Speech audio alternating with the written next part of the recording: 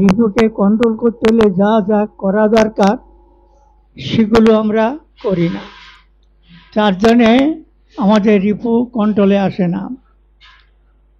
সব দীক্ষাতি এক্ষুনি ইষ্টেতের এক সম্প্রীতি, মরণ তরণে নাম জেপে কাটেই অকাল জম্প্রীতি।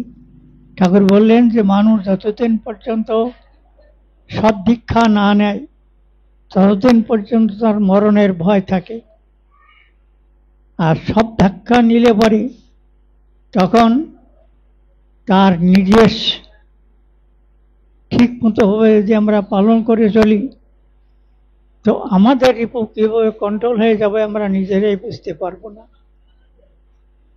অনেক মানুষ অনেক রেচক পুরো কুম্ভক করে রিপু কন্ট্রোল করার চেষ্টা করে, কিন্তু দেখা যায় তারা তা পারে ওঠে না।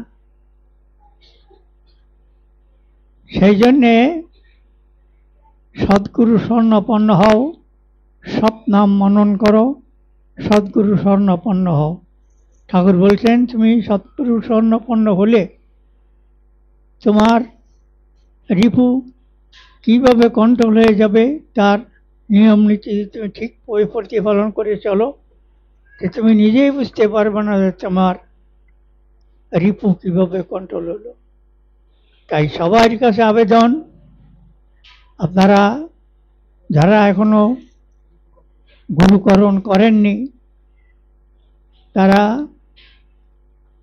গুরুকরণ তাদের করা একান্ত দরকার।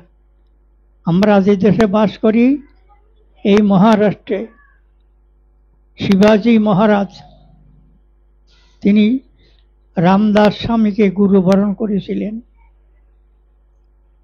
এই গুরুবরণ করাতে কি হয়, শিবাজি মহারাজ কে ডেকেছিলেন আওরঙ্গজেব। তা গুরুর কাছে গেলেন, যে বললেন আমায় আওরঙ্গজেব ডেকেছেন, কি করব? বলে তুমি যাবে কিন্তু লৌহ কামিজ পরে যাবে। সেই গুরুর নির্দেশ মতো তিনি লৌহ কামিজ পরে গেলেন। লৌহ কামিজ পরে গেলে পরে তার সৈন্যরা তাকে মারার জন্যে যে সমস্ত অস্ত্রপাতি দিয়ে তাকে মারবে এই লৌহ কামিজ থাকাতে সেগুলো আর কাজে লাগলো না, লৌহ কামিজের পর দিয়ে কেটে গেল। তাই এই জন্যে প্রত্যেকটা মানুষের জীবনে গুরু থাকা একান্ত। গুরু মানে কি? সদ্গুরু। সদ্গুরু যিনি পরম ব্রহ্ম, তিনি যুগে যুগে আসেন, তিনি কর্তার সাধনা। তাই যখন যুগে যুগে সদ্গুরু আসেন একমাত্র তারই চরণে আশ্রয় নেওয়া একান্ত কর্তব্য।